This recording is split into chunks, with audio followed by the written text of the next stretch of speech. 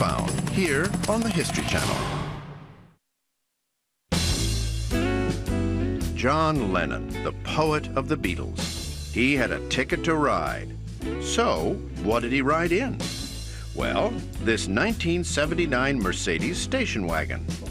It was the car that shuttled Lennon around for the last years of his life.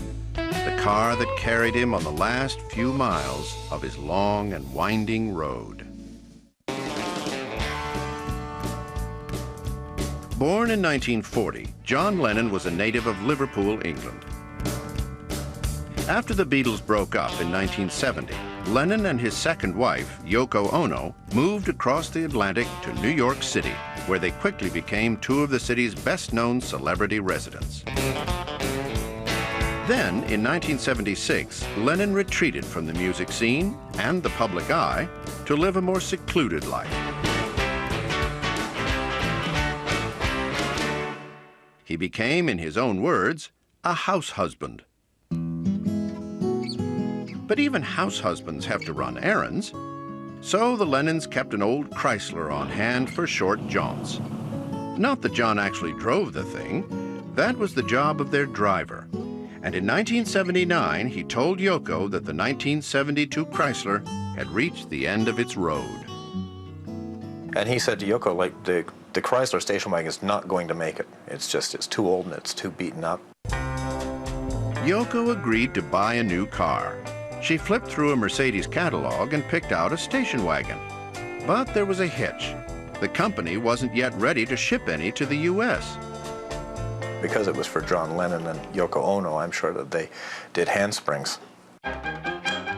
Mercedes US got a hold of Germany. They had to go to a dealer in Stuttgart, bring it in, get it ready for the American market, and then they shipped it.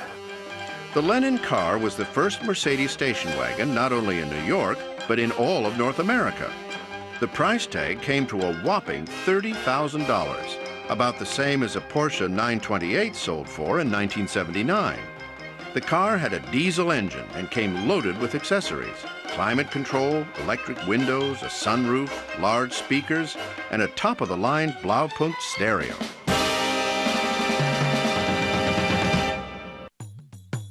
But for a man who once rode around in a psychedelic Rolls-Royce, this was a real departure.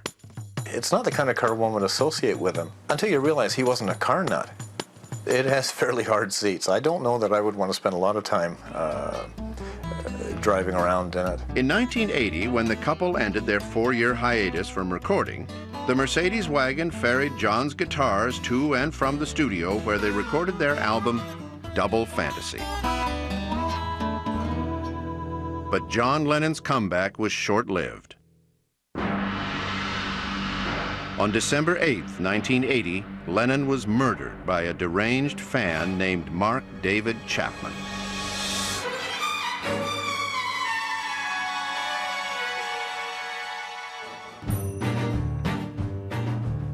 After Lennon's death, Yoko kept the car, but only for others to run errands in. Then, in 1986, she put it up for sale at Sotheby's auction house, along with other John Lennon memorabilia. The station wagon was purchased for $20,900 by Wallace C. Yost. It turned up again at a sale in 1996. This time it went to Jimmy Velvet's collection of legend cars of the stars for $36,000. From there, it was sold to a group of anonymous Canadian investors for a reported $60,000. They were convinced that it would sell for a whole bunch of money. The car isn't an automotive enthusiast car. The car is a Beatles collector's car.